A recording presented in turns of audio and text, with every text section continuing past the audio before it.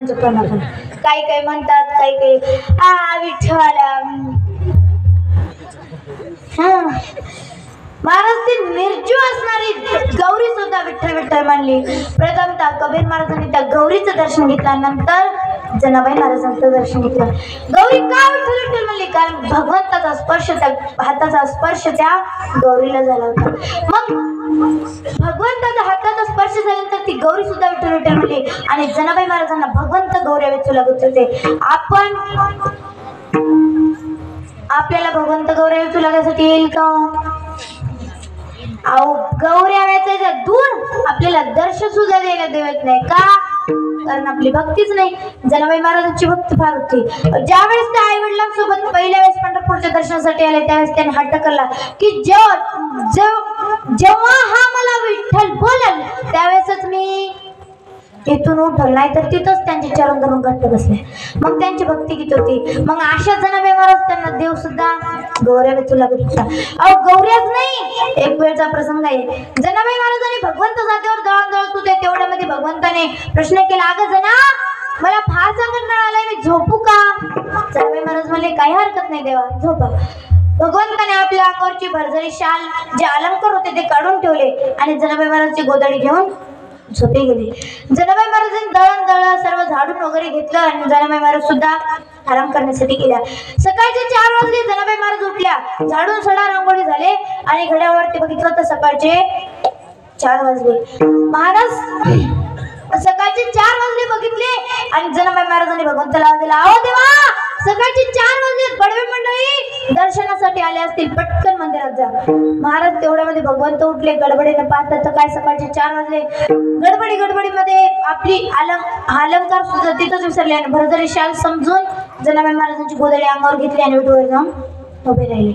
विटेवर जाऊन उभे राहिले. बडवे मंडळी आत आल्यानंतर पाहतात तर काय भगवंताच्या अंगावर एकही दागदागिना नाही आणि कुणाची तरी गोदडी त्याच्या अंगावर आहे. पाहिलं महाराज, त्यांच्यामध्ये चर्चा सुरू झाली. दरवाजा तर लावून होता, मग आत आलं तरी कोण? तेवढ्यामध्ये एक वारकरी म्हणला, अहो, ही तर त्या जनाबाईंची गोदडी आहे, ती रोज वैकुंठामध्ये धुवायसाठी घेऊन येते. म्हणजे चला, सबूत सापडलं. चला जनाबाई महाराजांच्या घरी. नामदेवांच्या घरी गेले. जनाबाई महाराजांच्या झोपडीची तलाशी घेतली. माला मुद्द्या सहित सर्व दागिने तिथं सापडले. पण जनाबाई महाराज म्हणत होते का, रात्री देव माझ्या घरी आला, झोपला आणि विसरून गेला, असं म्हणता येत होतं का? नव्हतं, कारण कोणी खरंच म्हणत नव्हतं. मग जनाबाई महाराज आपल्या गप्प बसल्या, कारण व्यर्थ व्हायचं शिनू नये. जनाबाई महाराज गप्प बसल्या आणि सर्व बडवे मंडळी म्हणत होते, अगं जना, आम्हाला वाटलं होतं की तू देवाकडे बघून काय अभंगावणी म्हणत असेल, पण तुझा तर चक्कर त्या दागिन्यावर होता. धुणं बोलत होते लोक जनाबाई महाराजांना. जेव्हा गावच्या सरपंचाकडे नेण्यात आलं तेव्हा सांगितलं, म्हणे आता जनाबाई महाराजांना एकच शिक्षा होईल, ते म्हणजे 16 वर देण्याची. भगवंताचे दागिने चोरणं त्याला कमी पाप झालं का? द्या 16 वर. महाराज त्यावेळेस विचारलं, बोल जना, तुझी शेवटची इच्छा काय? तेवढ्यामध्ये जनाबाई महाराज सांगितलं, माझी शेवटची इच्छा एवढीच आहे, मला एकदा त्या विठ्ठ्याचं, एकदा त्या काळ्याचं तोंड पाहू द्या. महाराज जनाबाई महाराजांना भगवंत समोर नेऊन उभं करण्यात आलं. जनाबाई महाराज उभं टाकल्या आणि देवाला बोलत होत्या, अरे खरी चोरी तू केली का मी तुझे दागिने न्यायला आले होते का? तू माझ्या घरी येऊन दागिने ठेवून गेला. जनाबाई महाराज भगवंताला बोलत होत्या, शिव्या देत होत्या, अरे अरे विठ्या, मोळ मायेच्या करट्या, शिव्या सुद्धा देत होत्या आणि बोलत सुद्धा होत्या, देवा खरी चोरी तू केली का मी केली सांग. महाराज म्हणत होत्या, काय? ओव्या गाऊनी स्वरात दासी जनीच्या घरात, दळणा दळीले सख्याची हरी, दळणा दळीले सख्याची हरी,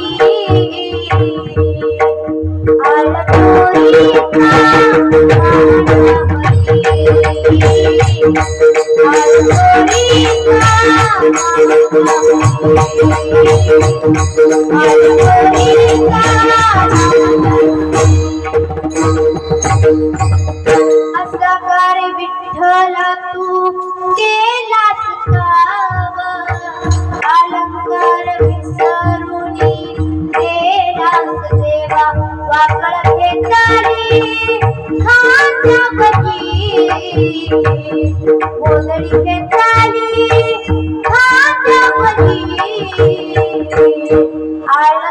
चोरीचा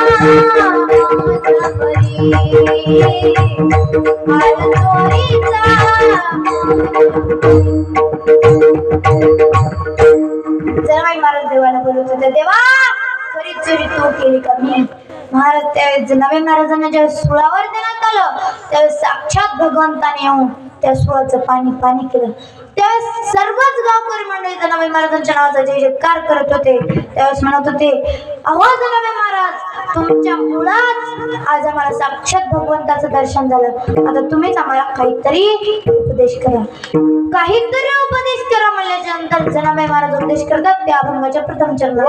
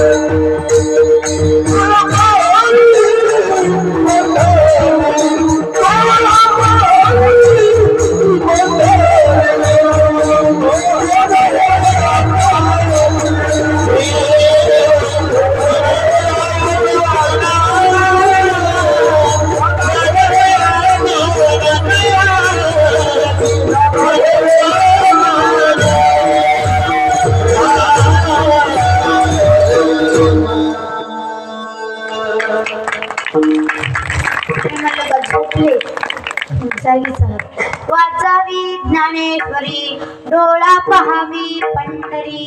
आता फक्त आपल्याकडे 20 मिनिटं राहिलेत. जास्त घेतले तर चालतील का? टाइम घेतला चालेल का? जास्त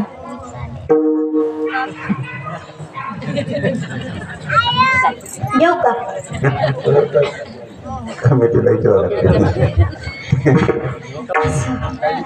वाचावी ज्ञानेश्वरी डोळा पहावी पंढरी. जनाबाई महाराज उपदेश करतात की बाबा देवाचने तुम्ही ज्ञानेश्वरी वाचा आणि डोळ्याने पंढरी पहा. वाचने आपण ज्ञानेश्वरी वाचतो का? नाही. आपण काय करतो? वाचने घाण घाण शिवाय देणे, मांस मटण ग्रहण करणे, दारू पिणे. दारू पिली पाहिजे का हो? आता पुरुष मंडळी तुम्ही बोला, दारू पिली पाहिजे का? तुम्ही त्यांच्या पार्टीशी आहात का? पिली पाहिजे का? कोण कोण पिताय? पिणाऱ्याने सुद्धा हात सोडून द्यायचे. असं आम्ही सांगतो कीर्तनामध्ये, दारू पिऊ नका, गुटखा खाऊ नका. कीर्तन सुटल्यानंतर 2 जण एकत्र मिळाले आणि तो रामभाऊ म्हणतो शांभाऊला, म्हणजे शांभाऊ थोडासा चुना द्या बरं थोडा. तेवढ्यात शांभाऊ म्हणतात, अरे त्या कीर्तन करायला सांगलं गुटखा म्हणे. मासोजन्य हे माणसं कार्यकर्ते जरा वेगळेच आहेत. निवडून कीर्तन करायला ते कुठलं एवढंसं झिंगरू आलतं आणि सांगू लागलं गुटखा खाऊ नका, दारू पिऊ नका, असं करू नका, तसं काय म्हणे. एवढले बुटले महाराज निवडून आणतात आणि ते आपल्याला उपदेश करतात. ते म्हणे अरे त्याने आपल्या चांगल्यासाठी सांगत म्हणे. त्यांचं काय सांगायचं काम असते, घेऊस तोर नंतर कशाला सांगत बसतील. पण आता मी तुम्हाला सगळ्यांना सांगते दारू प्यायची नाही. अहो एवढं सुंदर भगवंताने आपल्याला एवढी सुंदर वाचा दिली, देवाची आपण दारू पण घाण करतो.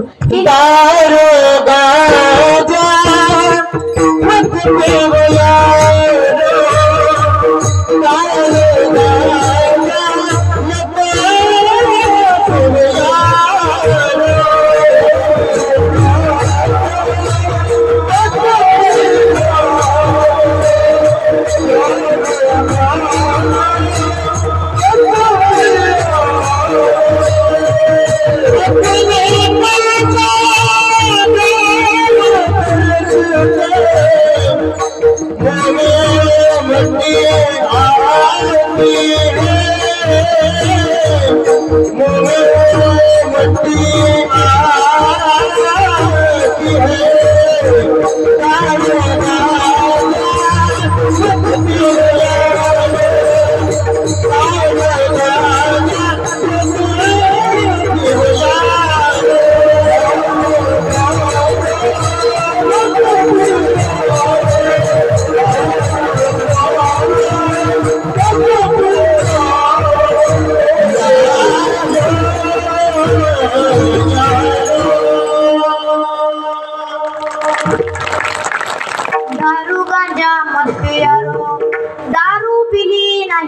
पाहिजे. दारू अजिबात प्यायची नाही.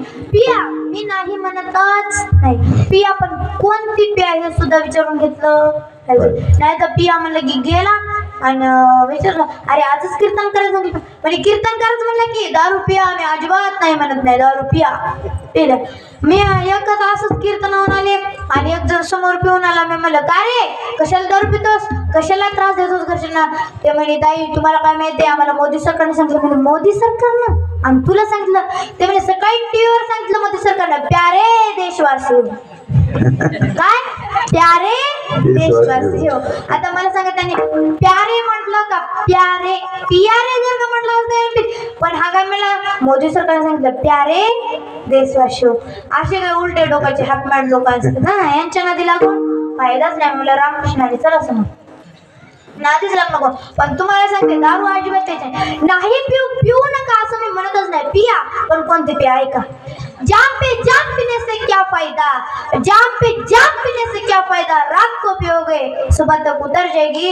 अरे रात को पियोगे सुबह तक उतर जाएगी, लेकिन एक बार हरिनाम का प्याला पी के देख तेरी सारी जिंदगी सुधर जाएगी.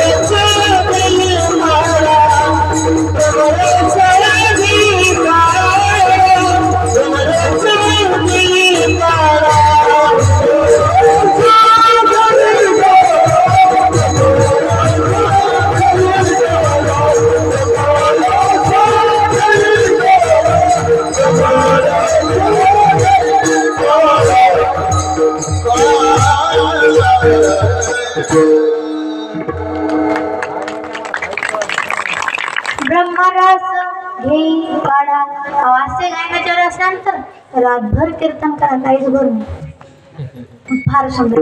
ब्रह्मरस घे काढा पिया मी नाही म्हणतच नाही, पण कोणती त्या हरिनामाच्या दारू प्या. ही दारू पिल्यानंतर काय होते कबीर मला सांगतात दारू गांजा मत प्यारो अक्कल गुम हो जाते, अपने पल्लू में कदम खर्च कर मुंह में मिट्टी जाते. ही दारू पिली की आपली अक्कल गुम होणारच. कशी एक उदाहरण सांगते. सांगू का पुरुष मंडळी, सांगू का.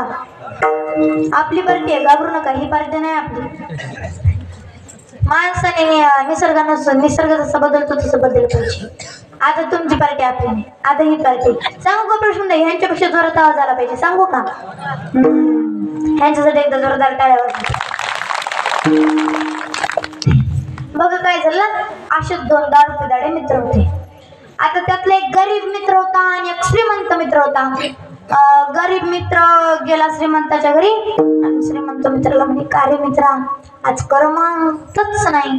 ते म्हणे कसं काय, म्हणे थोडीशी खावंच वाटेल. ते म्हणे मग चल की, त्यात काय विचारतो. ते म्हणे पैसे. ते म्हणे माझ्याकडे चल. 2 जण गेले, दारू पिऊन आले. येत असताना त्यांना एवढा सुद्धा रस्ता पुरला नाही का, इकडे एकदा इकडे एकदा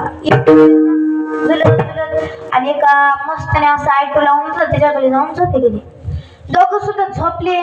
झोपल्याच्या नंतर 2-3 तास झाले आणि नंतर त्यातल्या एकाला लघवी आली. तो दुसऱ्याला म्हणतो का रे मित्रा मला लई जोरात लघवी आली. ते म्हणे जा की, तेवढं कशाला विचारतोस. तो गेला, लघवीहून आला तसा वाकडाच झाला. वाकडा आई बाबा वाचवा मेलो मेलो. तेवढ्या मध्ये ते म्हणे अरे काय झालं. ते म्हणे वाकडा झालं. उचललं की नेलं दवाखान्यात. दवाखान्यात गेले. डॉक्टरने त्याला सरळ केलं बाहेर पाठवलं. अरे जो दुसरा मित्र होता त्याच्या मनात विचारला म्हणे डॉक्टरने असं नाव लिहिलं नाही, गावलेलं नाही, स्लाईन नाही, औषध नाही, गोळ्या नाही, इंजेक्शन नाही, काहीच नाही. मग याला सरळ कसं काय केलं? आपण डॉक्टरला विचारावं, म्हणजे नंतर जर याला काय झालं तर आपल्याला करता येईल. आता हे तिथं डॉक्टर झाला, ह्याने त्या डॉक्टरला विचारलं, म्हणे गाव डॉक्टर साहेब तुम्ही नाही स्लाईन, औषध, गोळ्या, इंजेक्शन, चिठ्ठी, वय काहीच लिहिलं नाही, तुम्ही याला सरळ कसं काय केलं? आता डॉक्टर काय म्हणाले हे तुम्ही लक्ष देऊ नाही का? डॉक्टर म्हणले अरे द्यावो, दारूच्या धुंदीमध्ये आणि शर्टची गुंडी पॅन्टला आणि पॅन्टची गुंडी शर्टला लावली होती म्हणून हा वाकडा जाता म्हणून दारू पिली पाहिजे का? हे उदाहरण पटलं नाही. दुसरं सांगते, करा भजन विठ्ठला विठ्ठला. बघा काय झालं, 5 जण दारू पिताळे मित्र होते आणि 5ही पिऊन आले. त्यातले एकाने म्हणलं का रे आज काय करू आपण? पार्टी करू. आज येरी रविवार आहे, सुट्टी झाली, चला आपण पार्टी करू. पार्टी करू म्हटल्यानंतर आम्हाला पार्टी करायची म्हणजे नेमकी कशाची करायची? आपल्याकडे तर काहीच नाही. त्यातला एक म्हणे मज्जा बायकोन आत्ताच माझ्यावर गुबू गुबू बघडा आणला, माझ्या सासूबाईने दिलं, चला आपण त्याचीच पार्टी करू. महाराज त्याचीच पार्टी करू म्हटल्यानंतर हा म्हणे चला मग आणूया. ते म्हणे आणायचं ठीक आहे, पण बाहेर काळं कुत्रा असते, ते जर का ओरडलं, माझी बायको जर का बाहेर आली, तिनं जर का मला बघितलं तर सकाळपर्यंत मी हिरवा आणि पिवळाच होईल, हाणून हाणून. मग आता जायचं कसं? त्यातला एक मित्र म्हणे कुत्र्याची तू काळजीच करू नको, तू फक्त बोकडा आणायचं काम कर, कुत्र्याचं आम्ही इकडं काम करतो.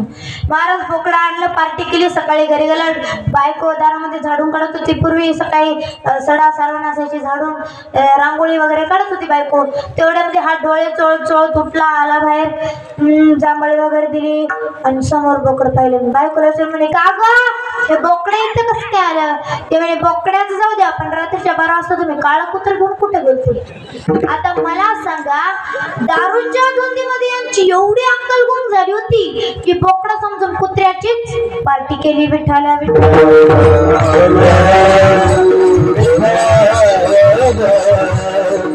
म्हणून दारू पिल्ल्या पाहिजे. काय होते तर अक्कल होते. मग एवढी सुंदर वाचा भगवंताने तुम्हाला दिली तर त्या वाचेने ज्ञानेश्वराचा. बरं डोळ्याने काय करायचं? डोळा पाहावी पंढरी.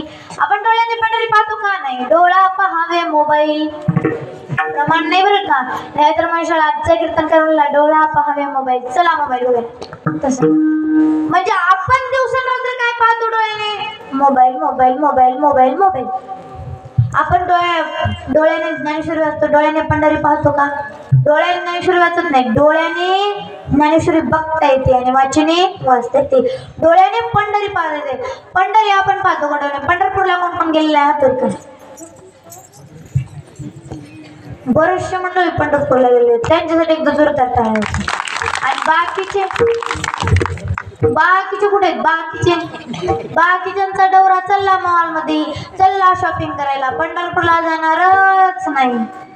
आताच योगी पूर्वीच्या मला आवडीने वारीला पळायच्या, आता आपण जात नाही. मग तू जनाबाई मला सांगतात की डोळ्याने काय करायचं तर पंढरी पाहिजे. डोळा पाहावी पंढरी. पूर्वीच्या आमच्या आजोबा असतील, वयांवर फार सुंदर चित्र यायचे, 3 वानराचे चित्र, आणि ते वानर नराला सांगत होते. पहिला जो असायचा तो कानामध्ये बोट घालून आणि त्याच्याकडे सुंदर विचार असायचा, कानाने वाईट काही ऐकू नाही. दुसरा जो असायचा तो तोंडावर हटवून, त्याच्याकडे सुंदर विचार असायचा, तोंडाने वाईट काही बोलू. आणि जो तिसरा असायचा तो डोळ्यावर हटवून आणि त्याच्याकडे सुद्धा सुंदर विचार असायचा, डोळ्याने वाईट काही पाहू नाही. मग जनाबाई मला सांगतात की भगवंतानी तुम्हाला वाची दिली, वाचनात ज्ञानेश्वरी वाचा, डोळ्याने पंढरी पहा.